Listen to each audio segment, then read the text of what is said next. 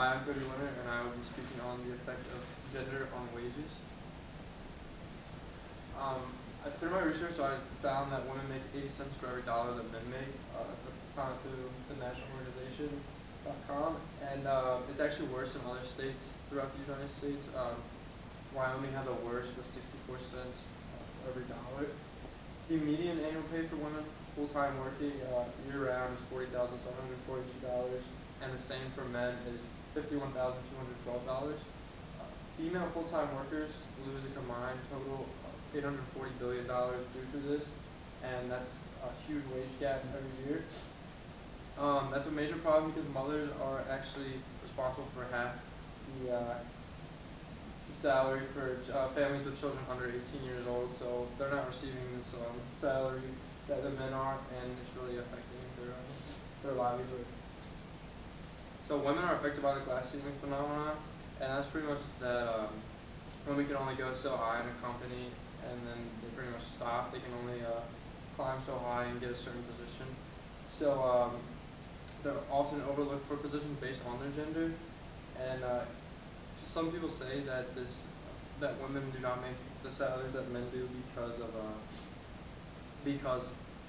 they are often overrepresented in lower paying jobs like service jobs, and men are in higher paying jobs like computer jobs. However, after this is adjusted for, along with geography and just the type of job, there's still a major wage gap between the two. So it's not just the type of jobs.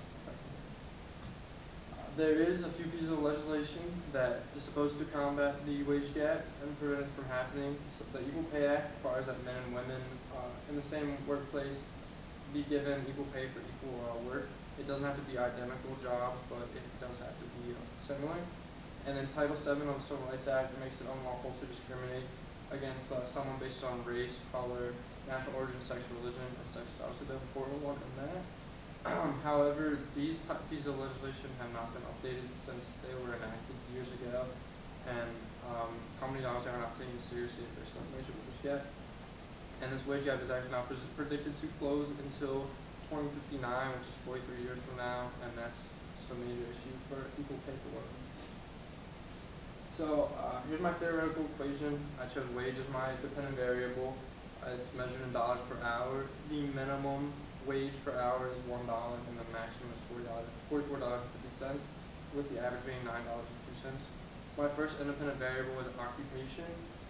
That's on a scale of 1 is management, 2 sales, 3 clerical, 4 service, 5 professional, and 6 other. And the majority of the occupations are in the other group. Education is my next independent variable. The minimum amount of years is 2, and the max is 18, with the average being 13. Experience is the next independent variable, and the average of that is 18, with the minimum being 0 and the maximum being 55.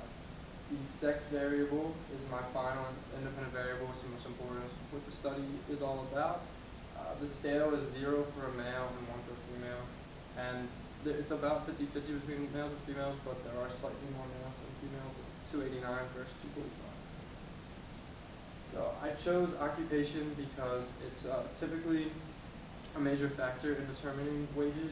Typically, someone with a more prominent job is going to make more money. Such as maybe an engineer is going to make more money than someone like a cashier at a fast food restaurant. Education was chosen because usually someone with more schooling is going to make more money, such as a PhD is probably going to make more money than a master's degree, and then master's more than a bachelor's degree, and so on. So I included that one for that reason. The experience variable was included because typically if someone has worked longer, especially at the same job, they're going to make more money. They typically get raises or promotions. And then the sex variable was included because of the whole test. Through my research, I found that women only make 80 cents for every dollar, and I wanted to test that. And I predict that wage will decrease if the individual is a woman. Here's my regression. As you can see, let's further here. So occupation, I had a coefficient of 0.02, so the wages increased 2 cents for each increase in the occupational value. So each addition starting at 1 as manager going up to 6 for other, going to increase 2 cents for an increase. The standard error, however, is 0.12, which is higher than the coefficient, and the t-score of 0.15 is less than the critical t-value I used, which was a 5% confidence level for a one-sided test, and that came to 1.658. So the t-score is lower than the critical t-value, so I determined that it was actually an irrelevant variable for the equation. I did not expect that, but came to that through the OLS progression. So education had a coefficient of 0.94, which means for each additional year that someone went to school, they have 94 cents more for their wage. And that t-score is actually much higher than the critical t-value, so that was a relevant variable. Experience, that had a coefficient of 0.11, and that means 11 cents.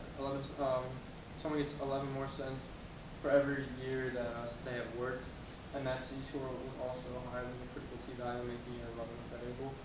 Finally, the sex variable had a coefficient of negative 2.32, and that means if the individual is a woman, they will make $2.32 less than if the individual was a male.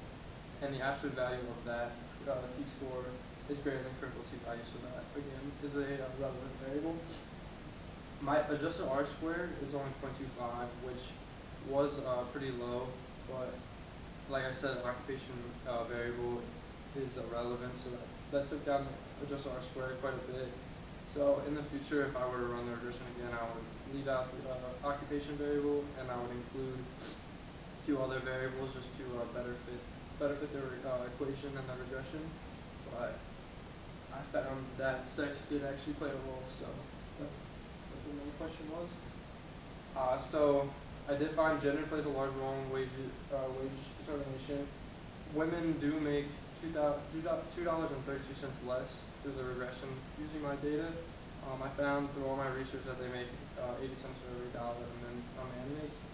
It was a large data set at 534 observations, so it had a large span of occupations, ages, races, and everything. So I think it was a very well represented piece of data. So it is very clear through examples like this that men are making much more than women, and really changes need to be made to combat this. 2059 is way too long to wait until equality between men and women. So that is everything I have. Thank you. And are there any